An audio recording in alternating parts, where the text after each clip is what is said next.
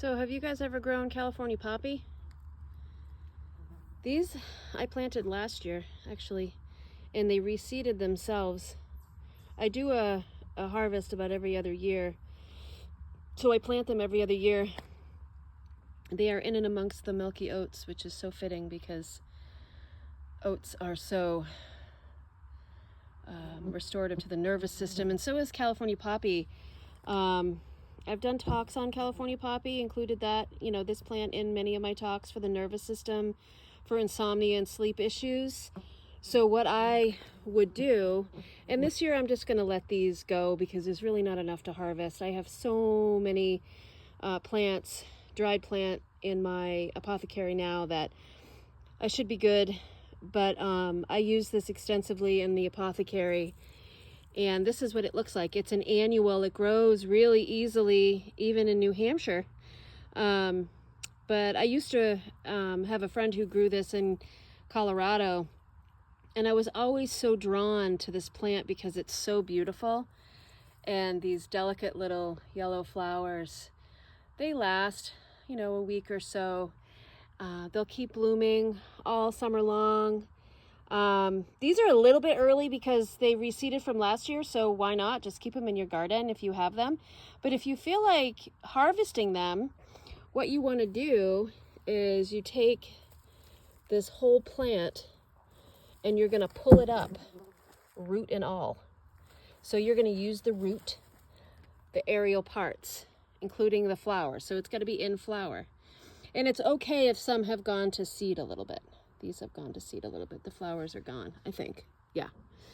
And so I dry this and use this for sleep remedies, in bigger parts, for insomnia. Put you right out at night. I tend to find that this plant works better for most people. I use a lot of other plants like valerian, skullcap, passion flower, Jamaican dogwood, hops, and there's so many sedative nervines. But California poppy seems to work for most people. And what this does is it actually helps build up the good neurotransmitters in your body.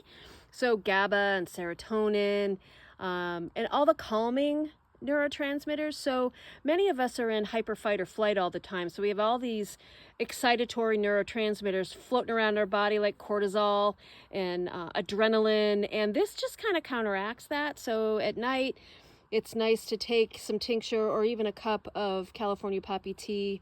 You can dry the plant material and then cut it really finely, and then after it's dried, and then put it, a teaspoon or two in 8 ounces of hot water, let it steep for a little bit. And you could just use this on its own. I like to combine it with skullcap because that's a nice muscle relaxer. Valerian, which, is a nice nervine as well, works for most people. But California poppy is great in smaller amounts in blends for stress and anxiety too. And it has a wonderful effect on the brain.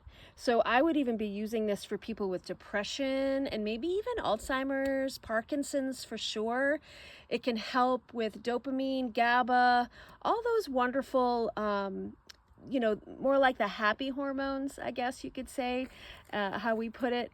So if you have this growing, it's a lovely ornamental in your garden, and it's highly medicinal. So it has these feathery leaves here. You can kind of see them. It's super sunny right now, so I apologize if it's a little bit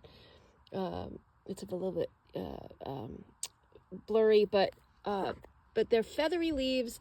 And then we've got the 4 petals that are this bright orange color, and sometimes they're a little bit more yellow, so it really depends on what's going on in your soil, but the bright orange is typically what you'll see.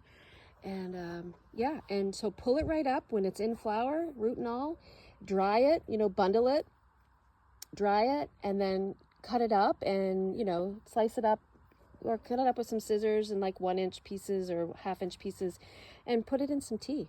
And see how it works for you. Always be mindful of medications that you're on. So if you're using like sleep remedies, I don't suggest people mix drugs like medications like the sleep drugs. I don't know, Ambien and those other ones. Don't mix them. So if you're going to use California poppy, use it on its own.